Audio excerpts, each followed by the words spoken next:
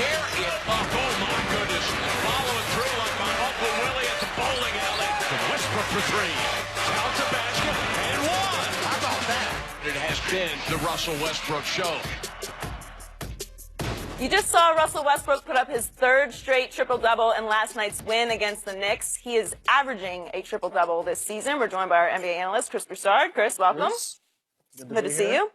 Can the Thunder contend with Westbrook playing this way? Contend for a playoff spot, home court advantage? I mean, there's no way. And there's nothing that, obviously, he's playing great, but there are 4 contenders in the NBA, and that's it. That's not changing. And if you look at them, this is why. They've all got at least a big 2. San Antonio's got 2 legitimate stars. LaMarcus Aldridge, Kawhi Leonard. Cleveland has a big 3, especially with the way Kevin Love's playing. That's a legit big 3 now. The Clippers have a big 3. Blake Griffin, Chris Paul, DeAndre Jordan. And Golden State's got a big 4. You know? And Redick is averaging 15 points for the Clippers. Yeah, exactly. And, I mean, they got depth, galore. So, no, they can't contend. I think, and going into the season, I felt this way, they could contend for that home court advantage. That 4th seed in the East or in the West. Memphis and Houston are playing better than I expected. I thought Portland would be the team to battle with them, and I think Portland will still get it together. But OKC could finish anywhere between 4 and 7. Now, what I do think is possible that is surprising, at least to me, if Westbrook keeps this up and averages this triple-double or close, I actually think he can win the MVP with maybe 44 wins. I think they could finish 7th in the West, and he wins the MVP because this is so unprecedented. A triple-double by a dude who's probably, we're talking 6'2", maybe 6'3", could lead the league also in points and assists and still average a triple-double. Like, this is phenomenal. And if you look at the other candidates, I mean, LeBron, I don't think people recognize how well he's really playing. He's averaging about 11 assists a game. Yeah, I mean, but I think it's below the radar because he's not leading the team in scoring. I think people feel like, okay, he's not.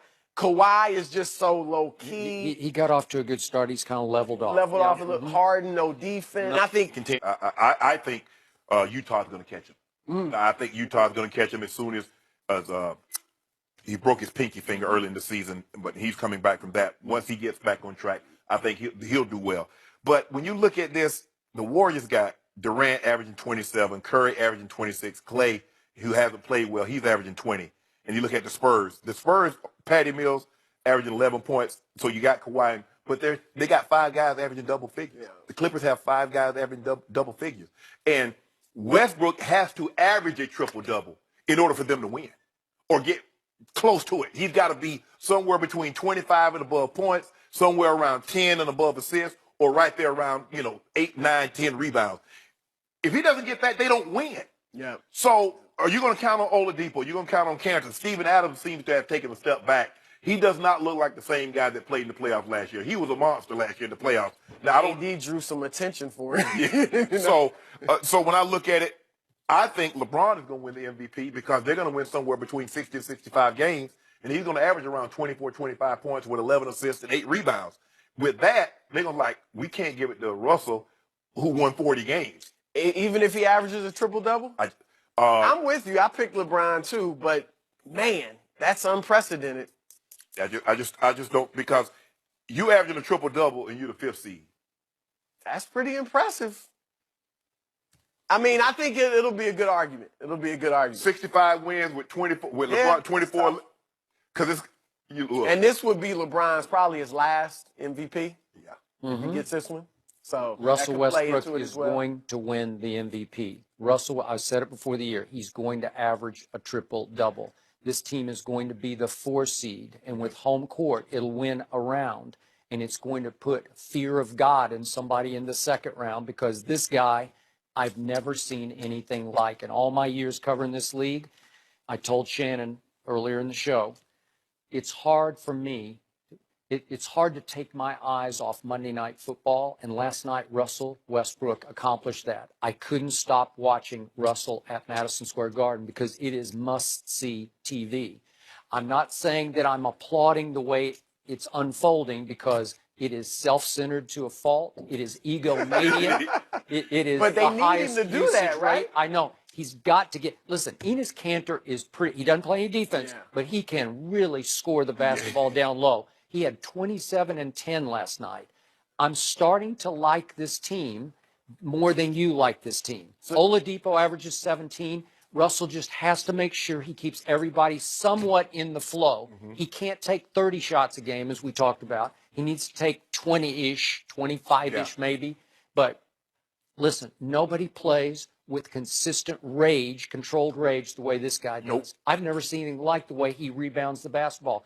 He went swooping through the lane last night and snatched a couple of rebounds that just took my breath away. I said, how did he do that at 6'2" or 6'3"?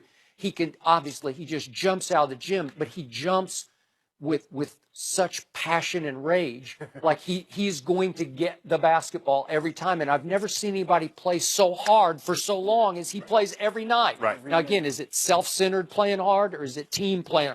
I don't know, and I don't care at this point. It is starting to work. Now, the thing is, can he stay healthy taking this much punishment? Because he has taken rebound punishment every night the way Iverson took driving punishment every night, right? Yeah. And after a while, Iverson's little body just wore out. He just he's much bigger than he is. He's I agree. Chris, let me ask you this. Okay, we forget the four-headed, three-headed monsters. If you just take the two best players, say from Golden State, the Cavaliers, the Spurs, the Clippers, and maybe Toronto, would you say Russell and Oladipo, or Russell and Kanter are better than any of those two? Maybe Toronto, that's it. But the contenders, no way. It's not even close, right? That's what you got to look at. Forget Clay and Draymond and all that other stuff. Forget the benches of. If you just take the two, just take the two best players. You take LeBron and Kyrie, or do you want Oladipo, Kanter, and Westbrook? No way. You want Kawhi and LaMarcus, or you want Oladipo and Westbrook? You want Durant and Curry. So that's I know, but Westbrook increases that equation every time you throw it out there. I'm thinking it is Westbrook. Don't sleep on Portland. So are you? I'm sleeping on Portland. I'm sleeping. I'm asking you two questions now. One, do you seem to think they are a legitimate contender? Like, could they upset Golden State in the second round? I don't think they can beat Golden State, but they can make. They'll push them.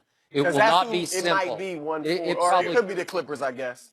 I'm just asking because you said you like it better than me, and you think they could. Okay, they went to the Clippers early, and Russell did not have a very big game assistant. They won at the Clippers, 85-83. They're capable of doing that. Could they do it over 7 games? They could scare the Clippers. I think his physicality does impact Chris Paul. It wears on people. Like I mean, Chris Paul is phenomenal, but the fact that Westbrook is so overwhelmingly athletic does give him problems. Can we stop? We know they're not going past the second round. No, I don't think. I was trying to see if Skip was saying San Antonio and Golden State will run through OKC like foreign water through a tourist. We already know how this is going to end. So let's stop playing, Chris. I'm with you. They lose in the second round, but I do think they scare the Clippers more than Golden State. I don't think they have a shot. San Antonio. You know what? Or San Antonio. I think they would scare San Antonio because Oladipo and Robertson can defend like crazy. Robertson's as good a defender as I see. He took Melo last night, and he did a number on Melo. Melo missed like 11 straight shots at one point. So my second question was, do you think Westbrook, because you talked about big twos, are you saying he's the best player in the league? He's going to win the MVP. Because LeBron, changed LeBron. I think LeBron's still the best player in the league. It's not even close. Yeah, it's not even close. Okay, I'd rather watch Russell than LeBron, and I like to watch LeBron, just on box office. But I'll buy that. I still think LeBron is better all around basketball. Still over Westbrook. Boy, that's close. Because KD is showing out. But don't. You know who you're sleeping on? Steph? Uncle Drew.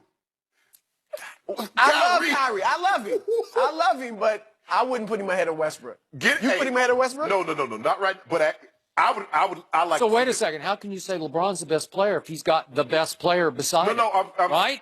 That's what you just said. What LeBron? Then he's disqualified. LeBron just got disqualified by you. LeBron can easily. Uncle Drew. LeBron said, "I'm gonna take y'all to the fourth quarter. Come fourth quarter, I'm gonna kick my heels up." Yeah, and watch the closer close. I told you that from the start. The closer on that team is not LeBron James. It's Kyrie. We all know that. He closed the championship. We let him. Who hit the shot? He hit the shot. We blocked the shot. Yeah, the block shot. The block heard around the world. There are different ways to close. Huh?